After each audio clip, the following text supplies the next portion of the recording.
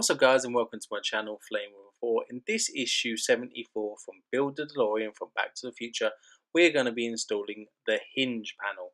So remember guys, get all your pieces out that you will need. You are going to have 74A, which is the hinge panel itself. There is also 74B, which is the hydraulic arm, 74C, which is the arm plate, and you also need 4 QM screws and 4 NM screws.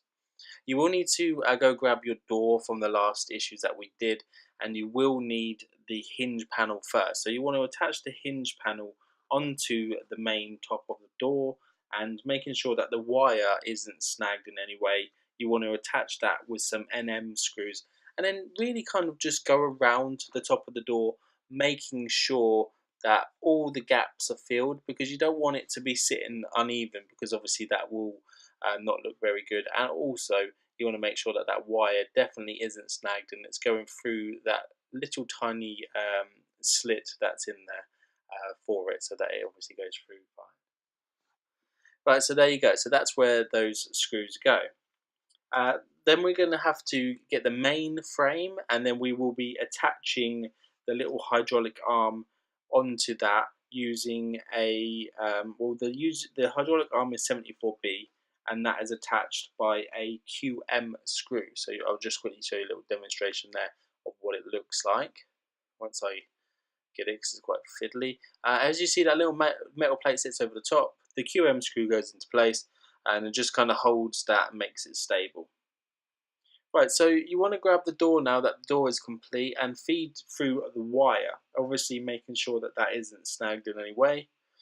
Remember to use the KM screws and not the QM screws. If you want your door to fall off, use the QM screws. If you don't want it to fall off, then use the ones that I've just shown you in this video. If you forgot, then please just rewind this a little bit and find out. I will try and put it in the description for you as well, just so that you remember which ones. You can still use the QM screws to hold on the little hydraulic arm. That is no issue at all. That will hold it in there absolutely fine. It's just you have to use the other ones that are a little bit thicker and a little bit longer to hold that on. So as you can see here, I've kind of lifted it up so you can see underneath where they go. That's where the wire needs to go through, and this is where you need to attach those screws right there.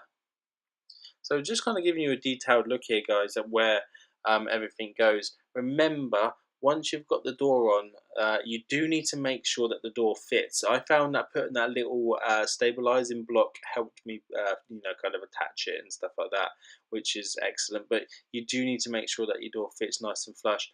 I was quite lucky on this one, and the door just went straight on. It was excellent. I didn't even have to adjust it like we did with the other door.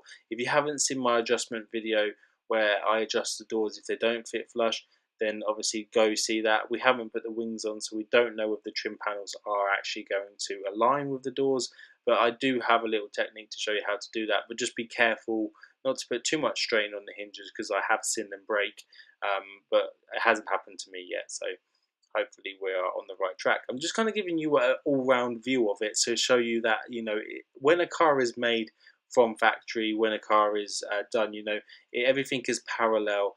Everything is, the same either side, and everything needs to be have good lines, be very, I don't know. I guess it has to be very sleek and look good. You don't want it to look odd. You don't want one door to be raised. So make sure it looks like that, guys. Please join me in doing the roof center on the next issue, guys. Thanks very much for watching.